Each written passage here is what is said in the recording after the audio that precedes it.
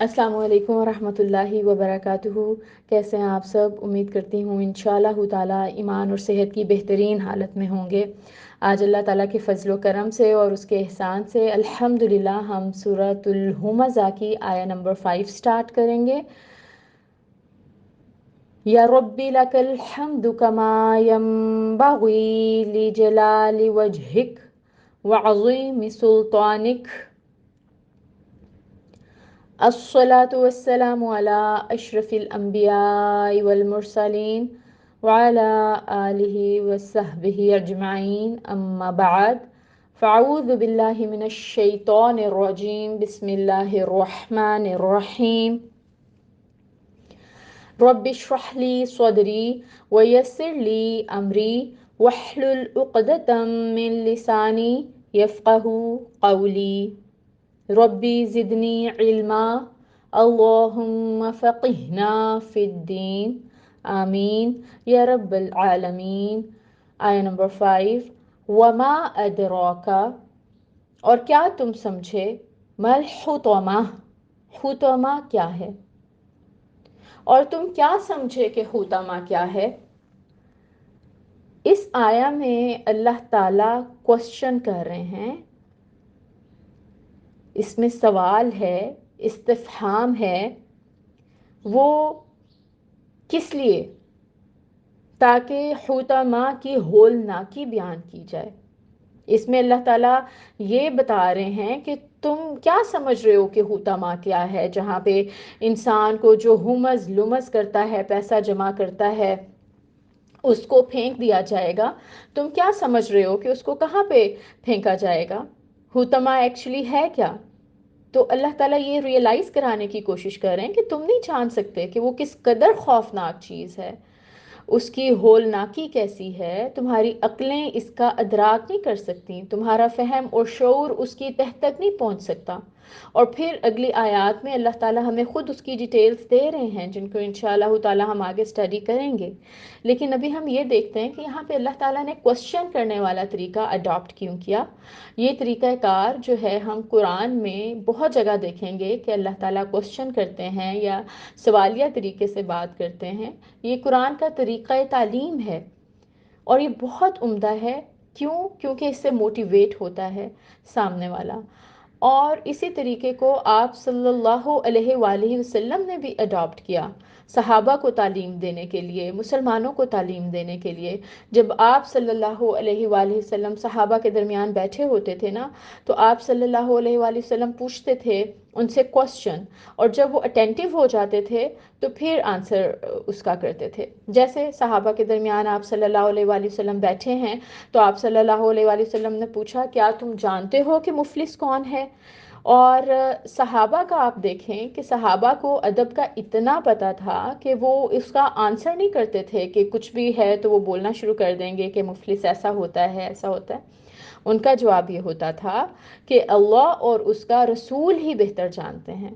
جب سب اٹینٹیو ہو جاتے تھے تو پھر آپ صلی اللہ علیہ وآلہ وسلم جواب دیتے تھے۔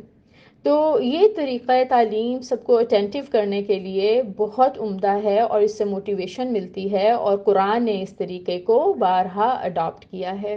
یہاں پہ بھی وہی طریقہ تعلیم اللہ تعالیٰ نے استعمال کیا، اور اس میں یہ بھی ہے کہ جو حطمہ ہے اس کی ہولناکی کی طرف جو ہے وہ نشاندہی کی گئی ہے کہ حطمہ جو ہے وہ تمہارے عقل اور فہم سے ماورا ہے، تمہیں نہیں سمجھ کہ حطمہ ایکچولی کیا ہے۔ اب جب میں پڑھ رہی تھی تو حطمہ ہم نے اس کا میننگ دیکھا کہ کرش کر دے گی، ریزہ ریزہ کر دے گی، توڑ دے گی، پیس کر رکھ دے گی۔ تو ہم جب دیکھتے ہیں کہ آگ میں کوئی چیز پھینکی جاتی ہے تو وہ جل کر راکھ ہو جاتی ہے، اور پھر ایسی آگ جس کی ہیٹ اور ٹمپریچر اس دنیا کی آگ سے بہت زیادہ ہے، ڈیپتھ بہت زیادہ ہے، تو اتنی ڈیپتھ اور اتنی ہیٹ میں جو چیز جائے گی وہ ایک دم سے ختم ہو جائے گی۔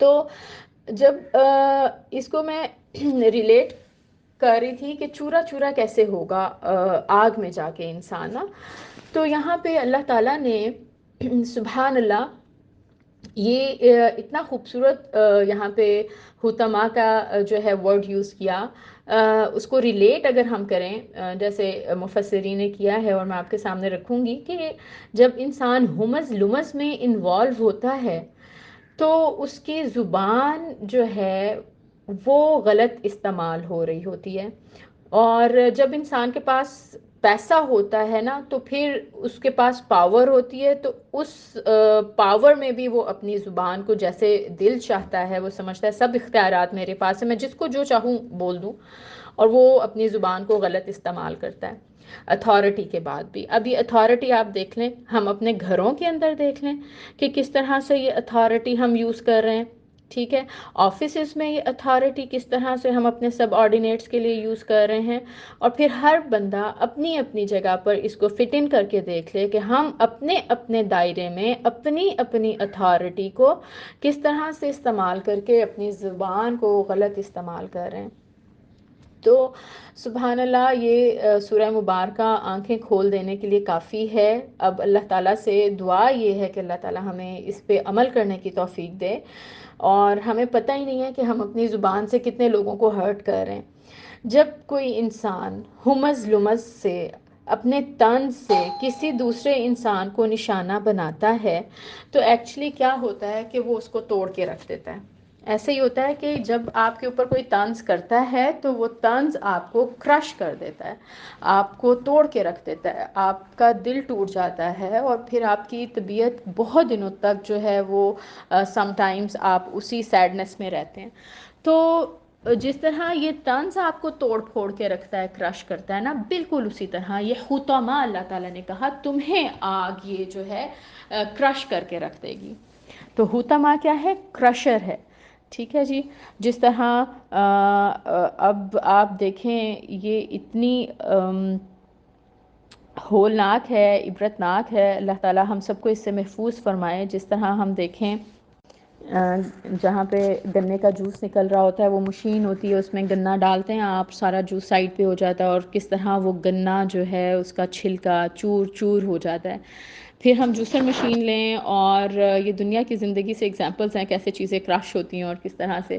جوسر مشین لے لیں آپ، اس میں آپ کوئی ویجیٹیبل ڈالیں، آپ اس میں کوئی فروٹس ڈالیں، تو وہ جوس ایک طرف ہو جاتا ہے اور پیچھے فائبر الگ رہ جاتا ہے۔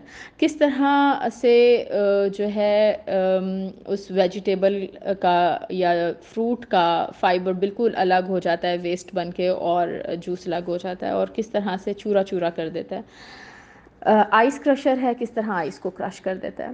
تو یہ سب چیزیں ہم سوچیں تو ہم دلوں کو دہلا دینے کے لیے کافی ہیں، لیکن یہ سختی بھی اس طرح کی سختی نہیں ہم امیجن کر سکتے، کیونکہ جو دنیا کی زندگی میں ہم چیزیں دیکھ رہے ہیں نا، کوئی چیز بھی وہ خواہ دوزخ کی ہو یا جنت کی ہو، وہ اس طرح کی نہیں ہوگی جیسے ہم دوزخ جیسے ہم دنیا میں دیکھ رہے ہیں، وہ اس دنیا سے بالکل ڈیفرنٹ ہوں گی۔ جیسے میں سن رہی تھی کہ ایک اسکالر کہہ رہے تھے کہ جیسے یہاں کا سیب ہے نا، تو وہ سیب جنت کا سیب اس طرح کا نہیں ہوگا، وہ اس سے بالکل ڈیفرنٹ ہوگا، اس کا ٹیسٹ بھی بہت اعلیٰ ہوگا، جو ہم نے اکثر سنا۔ تو اس جہنم کی سختی بھی اللہ تعالیٰ معاف فرمائے کتنی شدید ہوگی، کتنی ہولناک ہوگی۔ اللہ تعالیٰ ہم سب کو محفوظ فرمائے حطامہ سے اور جہنم کے تمام درجوں سے۔ اللہ تعالیٰ ہمیں جنت الفردوس میں اپنی کمال مہربانی اور رحمت سے بلا حساب ہمارا داخلہ فرمائیں، اور ہم سے دین کا بہترین کام لیں، اور ہماری نیتوں کو اخلاص کے ساتھ رکھیں، اپنی بہترین عبادت کرنے والا رکھیں، ہمیں اپنے دین کا، قرآن کا بہترین فہم عطا کریں، اور ہمیں اس پر بہت اچھا عمل کرنے والا بنائیں۔ سبحانک اللہم و بحمدک، اشہد ان لا الہ الا انت، استغفرک و اتوب الیک۔ السلام علیکم ورحمۃ اللہ وبرکاتہ۔